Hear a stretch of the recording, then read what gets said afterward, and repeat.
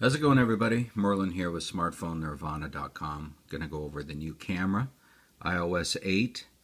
This is the iPhone 6. There's some cool updates going on with this. Up the upper left, you got the selfie camera. You already knew about that, but check out the timer right there, second from the top. You hit that timer, and you can see it's lit up. It says 3 seconds and 10 seconds. It's very small, but I'm going to highlight it and bring it in. It's really important to see that. So you got 3 seconds right here, and then you got 10 seconds. Let me see if I can get it darker. There we go, 10 seconds. I'm going to press that and see what happens. Watch. So you're going to press that, and then you got the shutter. So once you hit the shutter, you see the countdown. And on the other side, this flash starts flashing so you know when it's going to hit. So we're going to go ahead and do this right now. Just take a picture. Watch what happens. It's going to burst 11 of them. See that? It went through 11 shots just to make sure the focus will be right. So make sure you shut off the timer when you're done. Underneath that is HDR Auto. That's just high definition resolution. You can just leave that alone. And then underneath that is your automatic flash. I highly recommend you turn it on whenever you're taking pictures of your friends, especially in daytime. Fill light is very, very powerful. It looks great. Makes your shots look like professional. Otherwise, you can shut it off. If you just want to use it on auto, you can do that as well. The upper right up here, you've got your color filters, which we've had before. You can instantly choose a different theme or hue before you even take the shot. If not, you can just hit the middle again where it says none. And underneath that, this time you have your different modes of shooting. Let's go over that right now. All right, I'm going to turn it over so you can see this. You have your usual photo. I'm going to make sure the focus is perfect here on my camera. Okay. Then you slide your finger over it, and it says video. Everybody knew that. But now you've added slow-mo. So if you're taking shots of somebody who's running in athletics or you got pets, just keep the camera moving, pan, right, left, whatever you can do. Or if you want to take a picture of somebody jumping in the air, you know, just like a TV commercial. You can have hilarious ideas with this. And it takes a couple of seconds of normal speed to get going, but once you do, it's fantastic. 240 frames per second. And it gives a real cinematic look to some videos you could do.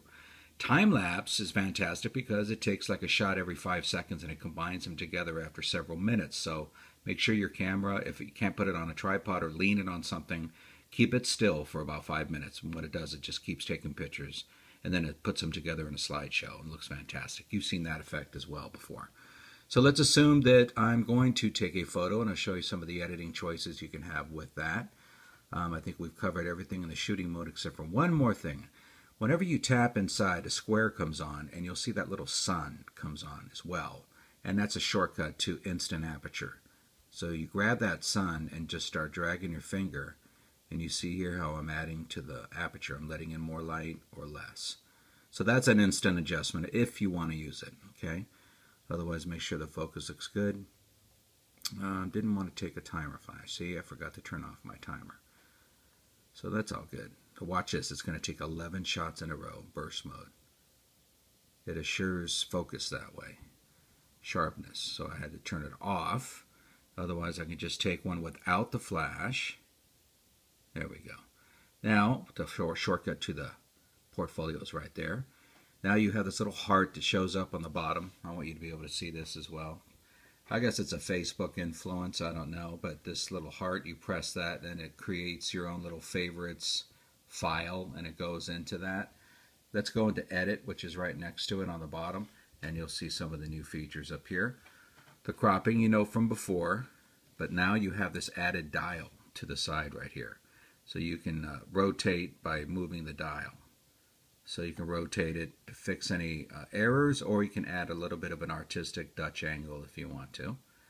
But I'm going to line mine up the best I can using the grid. And then, of course, you got the touch corners where you can adjust the cropping any way you want to. Get rid of any dead space. And underneath that, you've got your filters, which is just another shortcut way of looking at different themes, if you will. Give you a certain mood. And if you don't want to use any, you just go back up to the top, hit none. Underneath that is one of the brand new things. It's a little dial, an adjustment dial, and it's for colors. So I'm going to go in here and make sure you see this. This is very important. Each one of these has subcategories. So light, self-explanatory, but you press it and you'll see exposure, highlight, shadows, brightness, contrast, and black point. So I'm going to hit highlights, and you can just see an example here. You just drag your finger to make adjustments. Go back up to your menu bars to go in between all the different hues and adjustments and exposures and contrast readings. So go back. If you want to keep making enhancements, you just go back to the menu bar again, close it out up here on top, and then go down to color as your next one. Color's got fantastic ones. You can see the colors gets much richer. So those are the controls you can use, and for black and white it's fantastic. They have an incredible selection of black and whites to look at. So check those out when you get a chance. If you like what you see, you can hit done, or you can hit cancel and go back. So I'm just going to hit done right there. And it's going to go back here wondering if you want to send it anywhere. If you do, it's the bottom left hand corner. You've got this square right here with the arrow coming out of it, and you can choose up to 5 shots to send in an email. If you like that, you hit next, and you've got choices here from texting, emailing, Facebook. You can hit your iCloud photo sharing for those like files I was telling you about, and now they've added this, which is more. You can add Twitter and Flickr if you want to, or you can change the order that you put these things. So I'm going to put this up here at third, right behind Facebook. Hit done. And you can control the order there, and then you've got, of course, copy, slideshow, AirPlay, different choices on the bottom row. So we're going to get out of that, and that is pretty much it. I'm going to hit cancel and hit done here. You've got a fantastic camera. Make sure that you get out there and utilize that slow-mo and that time lapse. Get the kids involved or your friends and your buddies. It'll be a lot of fun. This is the iPhone 6, and this is Merlin from Smartphone Nirvana saying thanks a lot. Check out the website for any more iPhone videos.